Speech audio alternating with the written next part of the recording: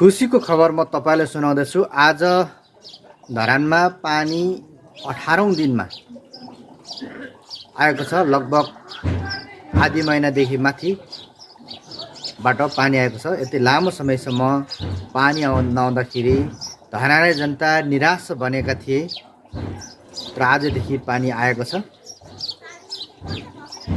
म के भन्न चाहन्छु भने खानेपानी बोर्डलाई धन्यवाद दिन चाहन्छौँ।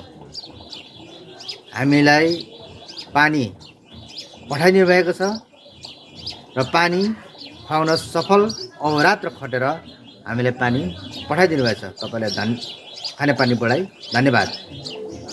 अब सामाजिक सञ्जालमा मेरो फेसबुकमा भिडियो हेरेर साथीहरूले,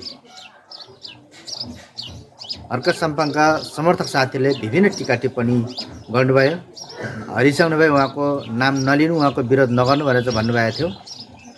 विरोध होइन, सुझाव हो।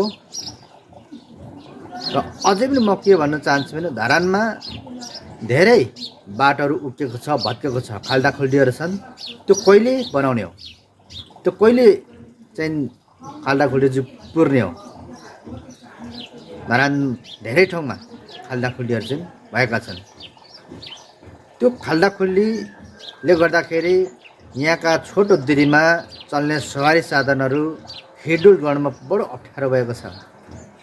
जहाँ चाहिँ त्यो खाल्डाखुल्डीले गर्दा यहाँ सफारी, टेम्पो जस्ता साधनहरू प्यासेन्जर बोकेर हिँड्दाखेरि पल्टिने सम्भावना देखिएको छ। त्यस्ता कुराले पनि ख्याल गरिदिनु होला। र यदि यो पनि तपाईँहरूलाई नराम्रो लाग्छ भने म त्यही एरियामा, यदि यो पनि झुट बोलेको हो भने म त्यही एरियामा चाहिँ गएर भिडियो बनाएर तपाईँलाई देखाउनेछु।